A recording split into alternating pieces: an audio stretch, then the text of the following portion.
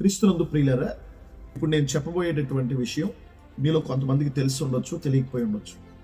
యేసు ప్రభు కాలంలో బందిపోటు దొంగ అయినటువంటి బరబ్బా యొక్క పూర్తి పేరు మన చేతుల్లో అందుబాటులో ఉన్నటువంటి బైబిల్ గ్రంథంలో లేదు. బరబ్బా అని మాత్రమే ఉంది. కానీ బైబిల్ అచ్చు వేయబడక మునుపు బైబిల్ యొక్క ప్రతులు పైపరాస్ అనేటటువంటి పేపర్ మీద రాయబడ్డాయి. క్రీస్తు శకం 200-300 మధ్య కాలంలో పైపరాస్ అనేటటువంటి పేపర్ మీద ఉన్నటువంటి రచనలు ఏవైతే ఉన్నాయో ఆ రచనల్లో బందిపోటు దొంగ అయినటువంటి బరబ్బా యొక్క పేరు యేసు బరబ్బా అనేటువంటి మాటతో చూస్తాం. మాన్యూ స్క్రిప్ట్స్ ఆధారంగా వాటిలో కోట్ చేయబడినటువంటి బందిపోటు దొంగ అయినటువంటి బరబ్బా యొక్క పూర్తి పేరు యేసు బరబ్బా అని వ్రాయబడి ఉంది. ఈ పేరు 3వ శతాబ్దంలోను 9వ శతాబ్దంలోను ఆ పత్రాల్లో ఉన్నట్లుగా చారిత్రక ఆధారాలు అయితే చాలా స్పష్టంగా కనిపిస్తూ ఉన్నాయి. యేసు అనే ఆ పదాన్ని తీసివేసి బైబిల్ ముద్రణలో బరబ్బా అని మాత్రమే ముద్రించడం జరిగింది. దీనికి గల కారణమైతే లేకపోలేదు. 3వ శతాబ్దంలో ఒరిజిన్ అనేటటువంటి ఈ క్రైస్తవ పితామహుడు అప్పటి కాలంలో బాగా ప్రసిద్ధి చెందినటువంటి వ్యాఖ్యానకర్త. అతని వ్యాఖ్యానాలకు సంబంధించినటువంటి అంశాల ఆధారంగా కూడా బందిపోటు దొంగ అయినటువంటి బరబ్బా యొక్క పేరు యేసు బరబ్బాగా తెలియచేయటం జరిగింది. అసలు బరబ్బా ఎవరు అని మనం ఆలోచన చేస్తే అతడు ఒక యూదుడు. ఆ దినాల్లో రోమన్ సామ్రాజ్యాన్ని కూల్చివేయడమే లక్ష్యంగా యూద జాతిలో నుండి కొంతమంది స్వతంత్ర పోరాట యోధులుగా రోమ్ సామ్రాజ్యం మీద తిరుగుబాటు బావుట ఎగరవేసినటువంటి ఈ తిరుగుబాటుదారుల్ని రోమన్లు ఎలా గుర్తించారంటే వీళ్ళని జులోట్ గెరిల్లా యోధులు అని పిలిచేవారు. వీళ్ళ ముఖ్యమైనటువంటి ఉద్దేశం ఏంటంటే యూదులు స్వతంత్ర రాజ్యంగా తమను తామే పరిపాలించుకునే విధంగా ఉండాలి అనేటటువంటిది వీరి యొక్క ముఖ్యమైనటువంటి ఉద్దేశం. వీళ్ళ అంతిమ లక్ష్యం ఏంటంటే రోమియోలకు సపోర్ట్ చేసే వాళ్ళని చంపడం, రోమన్ సైన్యాన్ని చంపడం, రోమా ప్రభుత్వ అధికారులను చంపడం. రోమన్లకు యూదులు సపోర్ట్ చేసే యూదులను చంపేస్తారు. వీళ్ళ లక్ష్యమే అది.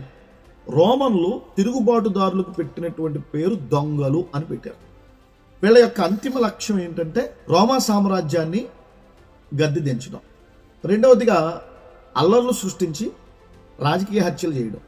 మూడవదిగా యూదుల్లో కానీ ఇతర వర్గాల్లో కానీ ఎవరైనా రోమన్లకు మద్దతు ఇస్తే వాళ్ళని చంపేయడం. పేరు మోసిన దొంగగా పేరుగాంచాడు. రోమా సైనికులు అతను పట్టుకుని చెరసాల్లో పెట్టారు. యూదుల దృష్టిలో అతడు ఒక హీరో, స్వతంత్ర పోరాట యోధుడు అనే పేరు సంపాదించుకున్నాడు. పైగా యేసు బరబ్బా అనే ఈ పేరు ఏదైతే ఉందో, బరబ్బా అంటే అరమిక్ భాషలో బార్ అంటే కుమారుడు, అబ్బా అంటే తండ్రి. ఈ పేరుకున్న అసలు అర్థం ఏమిటి అంటే తండ్రి కుమారుడు అని. యూదులకు కూడా బరబ్బానే తండ్రి కుమారుడుగా దేవుడు పంపించాడనేటటువంటి ఒక దృక్పథాన్ని యూదుల్లో బలంగా తీసుకుని వెళ్ళారు.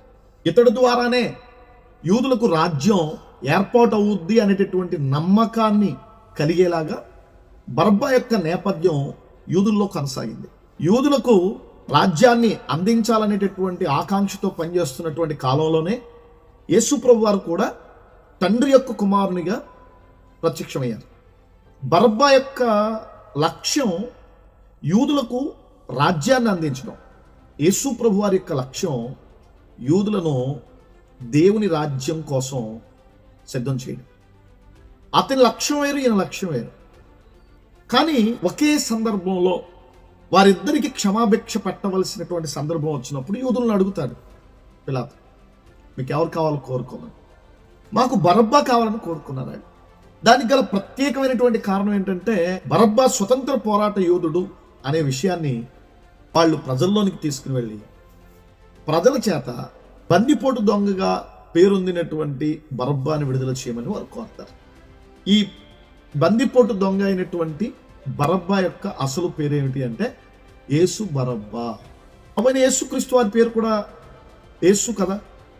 అంచేత ఈయన ప్రవచనాత్మకంగా ఈ లోకానికి పంపబడినవాడు.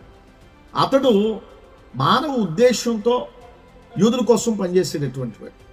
ఒక దొంగగా పేరు పొందినటువంటి వ్యక్తి యొక్క పేరు పరిశుద్ధుడైనటువంటి యేసుక్రీస్తు ప్రక్కన ఉంటే ఇది సరైన సంకేతంగా ఉండదు అని భావించి అప్పటి పండితులు యేసు బరబ్బా అనే పేరులో నుండి యేసును తొలగించి బరబ్బా అనేటటువంటి పేరును మాత్రం ఉంచారు.